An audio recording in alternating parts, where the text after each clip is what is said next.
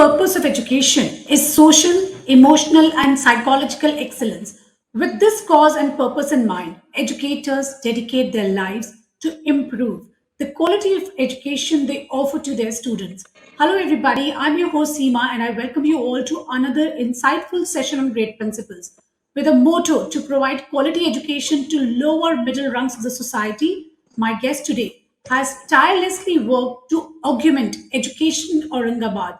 Please join me and extend a warm welcome our dear guest of today, Dr. Yash Hiroo Gursahani. He's managing trustee of Bhagyalaxmi Sarla Gurusahani Memorial School and Junior College, Aurangabad.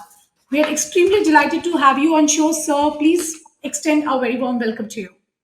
Thank you so much, ma'am. Good afternoon to you too, and thank you for having me here. So, sir, let us, start to unveil your journey from the moment it started. So, what I know about you that once upon a time, to provide your own academic needs, you started teaching, and since then you are here, and you never have looking back. So, how would you highlight your journey as an educator? What were the learnings, and what keep you ticking here? That's a lovely question, ma'am. Uh, so I'm basically a researcher, and a researcher. When you are into research, I think teaching comes in as an ally, so you cannot really escape it. And while I was doing my PhD, I got an opportunity to work with two esteemed institutes in Aurangabad, and I got an exposure of teaching postgraduates and undergraduate students. Some of them were even MBBS students. And since then, I felt that probably I can teach well, and whatever I was trying to put across was making sense to them. So I felt that okay, there lies some passion in it, and it can be tried. And since then, I've been teaching off and on, whether it's forensic sciences or virology or various other subjects. Now I don't teach the postgraduates or undergraduates full time, but I do go in as a guest lecturer whenever there is a need. So, luckily, with the God's blessing, I would say we had a family-run school, and uh, since I had a little inclination towards teaching, uh, I took over the school, and that's how I'm associated with the school in a big manner now. Also, a little of genetics, I would say. Teaching runs in our genes. My grandfather was a professor of physiology at Government Medical College, Aurangabad. My aunt has retired as head of department biology at Campion School, Bhopal. My another aunt is a leading ophthalmologist in Africa, and she also teaches along with practicing her profession. So yes, somewhere a little in the genes and a little more passion. So yes, that's my story. So, sir, hearing your story, I'm really inclined to ask you that since you are seeing education, since it's run in the family. So, what do you think is the biggest trait of your biggest trait to be a teacher? What you need, one thing for sure, if you want to be a teacher. Well, that's a beautiful question again. I would say a good teacher needs to be a good listener, because it's never one-sided communication in the teaching aspect. When you're getting into a class, you assume that okay, the children might know this much, but with today's generation, I would say they know much more probably that you are assuming of. And then the ball game changes. So when you are in the class, it's no more one way imparting of knowledge that used to happen initially. It's a two-way communication, and therefore I would like to say that one basic skill that a person requires to be a good teacher is to be a good listener. Certainly. I absolutely agree with you. Today children need someone to just listen to them. We are so busy. Even the parents, they're so busy in their own lives and so much to do. I mean, I've heard this so many times that now the definition has changed. Rather than know the children here, jaldi karo, be quick, do it fast, so they don't hear no as much, they hear these words. So, this actually is a sad situation. We just are going away with the beautiful golden years of seeing our young children growing, and we just want everything happening quickly. So let's see how things goes now. We need to slow down, and I'm sure listening to a conversation, many would feel this way. So moving ahead to the next question, sir. Sure, ma'am. Moving ahead to the next question. So, India is a developing country, and I think we cannot always say this that we are developing. there has to be a point that we need to accept that we need to be a developed nation, a developed global nation. So, sir, here, the basic thing which is required is quality education, which still today, even it is, the thing of the privileged. So, how is your school addressing the distressed issue of providing education to the non-affluent? So, our Okay. school vision is that we need to cater to the intermediate block of society and provide them holistic education. The whole source and the purpose of going in for or choosing the intermediate block was that the elitist already have this edge when, like for example, the parents are already educated. They have an exposure to English as a language back at home, and therefore if you have to rate them on a scale from 0 to 10 before they go into schooling, they are already at a level 5 or 6, I would say. Whereas for the intermediate block, there is no exposure of English as a language back at home, and a lot of efforts have to be taken. So if you think, or if you look at them on a scale of 0 to 10, I would say when they get into schooling, they are actually at 0 or 1. And we as an institute have to really work up on our strategy, our methodology, pedagogy, to get them onto level 5 and 6 by the time they are done with their schooling, even up to 7 and 8. So we felt that this is a sect, and if you look at the elitists, what percentile of the population would the elitists comprise? It's usually a single digit percentile, but the masses are where the intermediate block is, and these are the people who require that kind of an exposure so that they become successful, because they should also be able to contribute to the nation's prosperity in a nice way, and in turn develop themselves also as good individuals and successful entrepreneurs or whatever they wish to be like. So this is how we chose the intermediate block, and we have like research being a backbone. We keep trying a lot of pedagogy, a lot of trials and errors as to how to make them speak good, grammatically correct, decent English. And ma'am, the magic is when they speak, because when they interact, when they take interview of certain people, I mean, the pleasure in itself is something which words cannot define. Sure, sir. I'm certain that that must be the most gratifying experience to see that the person whom I have trained today has achieved something in life. For any teacher, there cannot be any other experience much, gratifying than this. So, sir, I think there is one question always in their mind, in our minds, that there are so many countries which offers free basic education. Yes, our country has some constraints, that yes, they cannot completely provide free education, though RT is there, they have tried something, but still we are lagging. So, any suggestion that you have so that this sector of the society, those who cannot afford the quality education for the government, I mean, is there anything that you would suggest to government to make education more affordable for these people? Quality one, certainly quality education. Yeah. Ma'am, I think the government is already doing its bit. Uh, More than the government doing anything, I think we as individuals should start sensitizing the population around. Because everyone needs to understand this, that basic reading, basic communication skill, whether it is any language, may it be Marathi that we hail from Maharashtra, may it be Hindi because Hindi is our national language, or may it be English because today we are a global. I mean, we think local, but we act global. So English has to be there.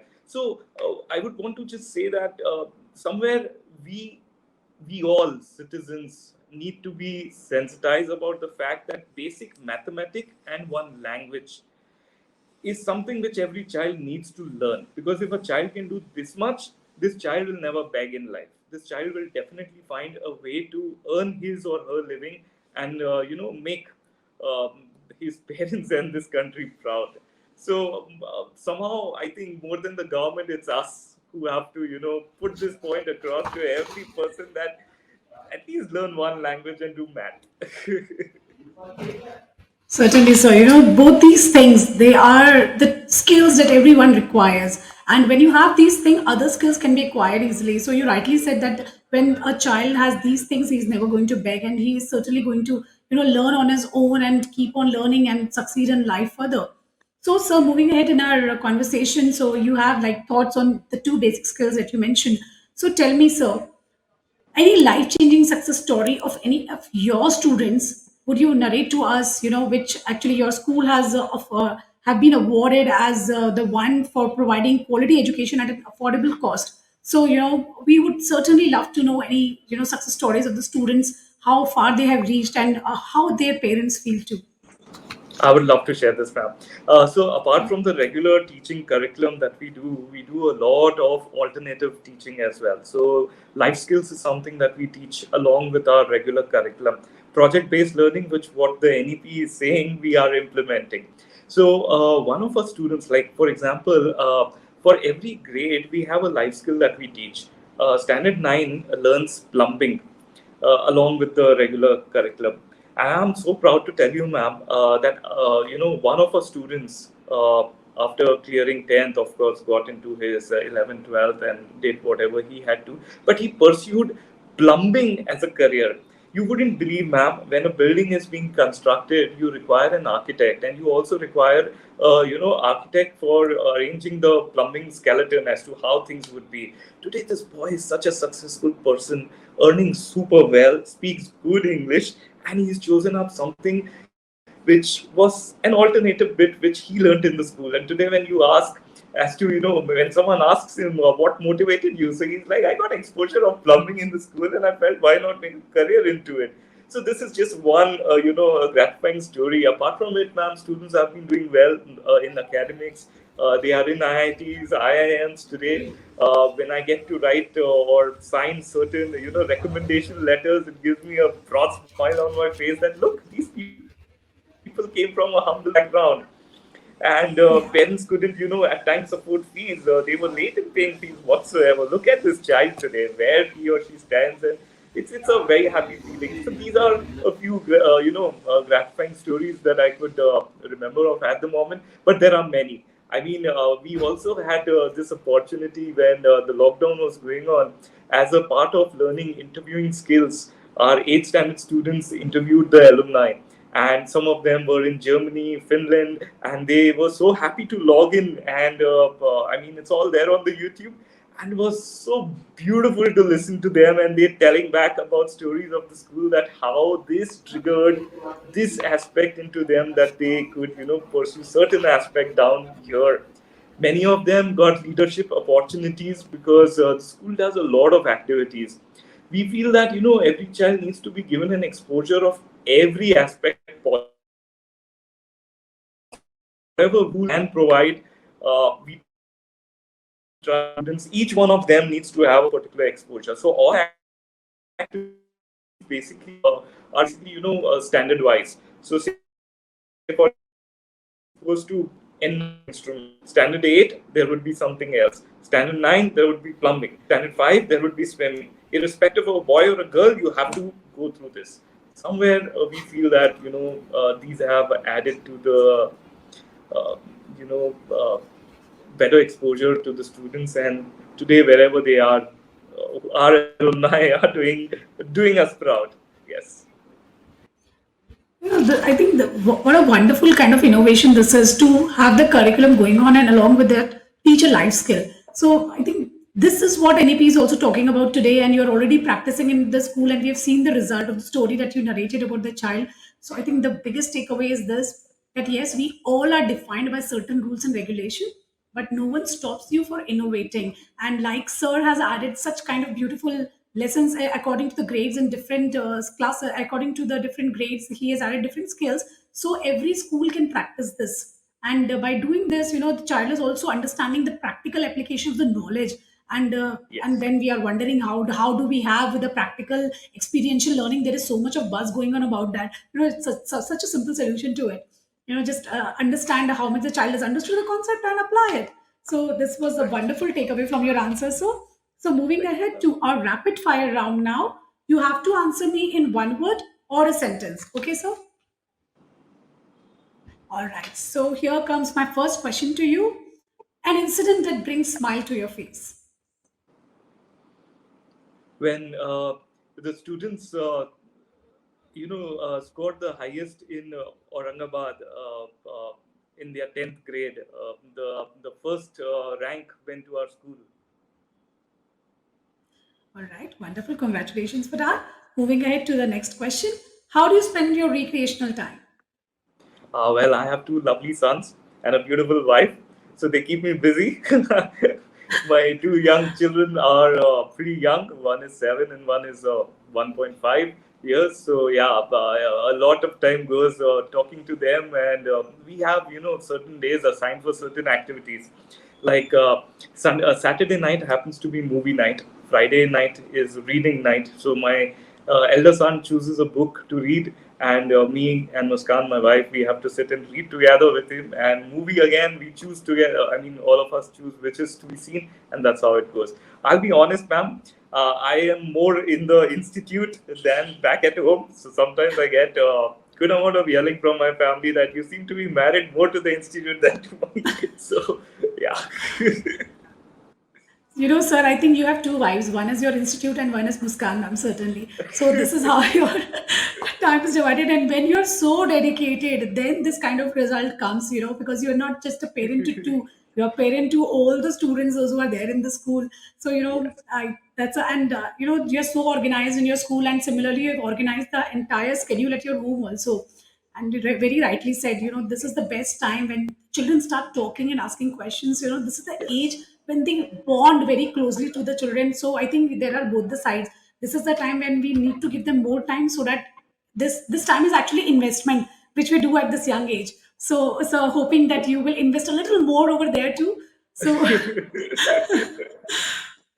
so moving ahead to my I'm next sure. question. Sure. I'm sure Muskan will be very happy with this advice of yours. So I'm also a working mother, and I can completely relate, and that what kind of feelings that I get when I don't spend time with the children, and what I lose upon. So I really don't want that anyone else should lose such beautiful moments of the life which we would cherish. So moving ahead to my next question, sir. Sure. Apart from reading and apart from reading and watching movies together, what else do you do which keeps your family together, like traveling or having meals? I mean, any suggestion to the people out there so that they can have more of family time? Sure, ma'am. So, ma'am, the dinner is always together.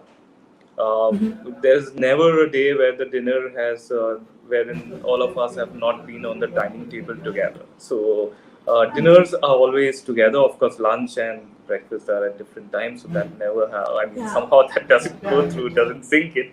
But dinners are supposed to be together, wherein there is no television on at that time. Phones are not allowed on the dining table while dinner is happening, because that's the time where we connect with our kids, connect with Muskan, wherein whatever has happened during the day in the school or wherever, whatever, we keep sharing. Apart from this, ma'am, we've scheduled that every year there has to be a one trip together wherever that we decide and choose, and 7 8 days that we are together.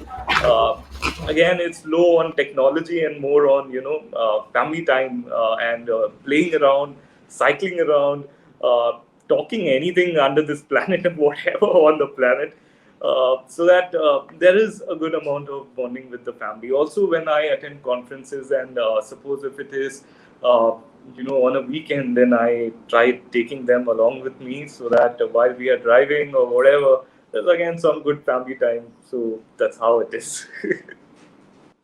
Great. So, I've always heard this piece of advice that, that all the good learning start from the family. So when you connect and you teach the bond, the value of bonding to the children at a young age, that is how they take it with them. And, it helps them even in the business further. They understand how to connect and how to talk, how to Yes. communicate, because that is what they were exposed to at an early age. So to all my dear viewers, please give more time to your family. And if you cannot, just, as Sir suggested, travel together, have meals together. So this would certainly help. So moving ahead to my next question, name that educationist whom you look upon for your advice, inspiration, and support. Ma'am, there are so many. Because learning is a journey, and you learn everything. You learn so much from everyone. I mean, today on this platform, I might have learned something from you. So There are so many. I mean, so many. But I can, think of one professor of mine while I was doing my graduation, Dr. Vaman Rao. I don't know where he is now. I am not in much touch with him. But somewhere he inspired me that, I should do my doctorate and stuff. So I look forward to all of them, ma'am. I mean, my school teachers who've helped me speak decently, write properly, so that I could communicate and pass on my knowledge, whatever I have, to the school that I run today or we run today. So, ma'am, I'm endless list. I'm sorry, I can't take just one person's name. I'm like really grateful to so many of them. All right, that's again very great to know that you have such amazing people around you. So coming to the last question in this section, so if you were granted two wish, and one would be like for yourself, and the other would be for the people around you, what would be those wishes? For the people around me, I would like them to become a little more God loving, I would say, and I would want them to have this feeling of gratitude into them that God has been so beautiful to all of us, ma'am. Imagine the pandemic that we've all survived, yet we are all happy, eating, moving around. I think gratitude is the biggest thing that I would want everyone around to boost about, to boast about, to carry it on their face, in their hearts, because I think that's the biggest thing that we all as humans have been blessed. I mean, if we cannot show our gratitude to others and to the Lord, then I think we are useless. Sorry, but that's point blank on that. The second wish about me, well, I don't know. That's a good question. Hmm. I just hope that I continue or I still become a little better human being, so that tomorrow when I kick the bucket, people remember me for my good deeds and whatever good that I could have contributed to the world. Yes. Your wishes, looks like might get granted soon. So, keep up the good work and it will come to you. Like you said, when you good, give good, you get back good. So that is the beauty of goodness. It never stays, in a closed room. It just spreads and keep on spreading. So on this beautiful note of goodness, we have reached to the last question of the show, which is called Viewer's Choice Question. So my viewer says that with the pandemic on the air, children are eager to go back to the schools. Schools have a lot on their plate right now. As school reopens and educators go back to classroom full of children, what are the priorities of the schools with regard to learning and hygiene? Well, ma'am, whatever we say, I mean, however beautifully we have conducted our online classes, we need to admit to certain facts that there have been a few learning gaps, especially when it comes to, basic reading, uh, comprehending, uh, basic arithmetic skills. And I would say that every educator should identify the learning gaps which their institute might have, experienced. It cannot be same worldwide, so it has to be unique to that particular institute. And it's better to find out your own places where you could improvise on. Find out different ways and strategies, fun ways of achieving that back, and implement that. Certainly, so there is certain charm when you interact. I mean, yes, we are talking virtually and we are getting to know each other very well, but when you meet face to face, it's altogether different feeling, and you Yes. get to know the more better the person. Similarly, as education, yes, I will not say that learning didn't happen. It did happen, but some gaps are still left to be filled, and hopefully, our educators are trying their best to do that. And Right. this virtual kind of education left children with such questions which are very difficult for us to answer. Like my kids ask me, when everything can be typed, why you want me to write? Why are the notebooks for? Why are these books when we can learn digitally too? So yesterday only when she was having a headache, she's like, why I need to get up and go to school when online school is also happening? So you just give me right answers. So at times I get lost, and but I'm sure our teachers are amazing and they have wonderful answers to everything. So hoping for the best, and we are now prepared. Actually, pandemic did prepare us for everything. So, sir, Right. what do you think that are our children actually ready to be sent to the promoted grade? I mean, how are you looking forward to reduce the syllabus for this grade? No, ma'am. We wouldn't reduce the syllabus. Like I said, ma'am, we've done our research again, and we've identified our places where we fell a little short whatsoever. And we've tried working on, because now that the schools are working full time, at least in Aurangabad, ma'am, we are blessed that there are no cases and schools are back to normal. It's been what we've reopened from February, and February Yeah. until date, we've been holding many activities in class so that the children love coming back to the school. Of course, the school is not working for the entire time, the entire school tenure that it is, like till 3 p.m. The students are going back early now, about 1:30. But whatever time that they are there in the school, we are coming up with creative ways to help them. Come up on the places that they had fallen a little short on. Apart from that, we are also bringing in project based learning, which is a part of NEP.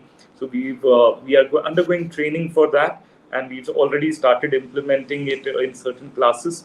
So along with that, we had certain cultural programs that we put across, wherein there was a certain message of humanity which had to be put across to the uh, parents and for the students also, to understand that we are really grateful for so many things. So with this, ma'am, we've kind of made up all the places that we fell short on. And today I would say, ma'am, students are good enough. They are pretty quick on picking up things. And many times it happens that we underestimate them. They are pretty fast on everything, ma'am. This generation is beautiful. We say that Gen Z is sometimes misunderstood, but if you could listen to them, if you could communicate to them, they give you the solutions to the same problems that they are going through, and it works wonders, I believe. Yes, ma'am, we wouldn't be reducing the syllabus. Instead, we would be planning more beautiful activities so that subjects could be integrated and things could be taken up in a more fun way. I really love the point where you said that this generation is so creative. They will give you all the solution if you are ready to listen to them. So I think that is the best takeaway from your answer. So keep your ears open. And if you really want to understand how creative these kids are, just play with them. You'll be surprised to see what kind of games they play. Such creativity they have. You don't give them anything, and they will create such beautiful games. So, and they have solutions actually for everything. It's just that, sir, as sir said, add a little more fun and see how education takes a charm. So, sir, I would really like to thank you for the lovely conversation we had. There were so many takeaways. I thoroughly enjoyed this, and I'm sure my viewers are going to gain a lot. Your goodness is truly infectious, and I'm sure it's going to spread. So, thank you so much once again. Thank you, ma'am. Thank you for having me here. Thank you again.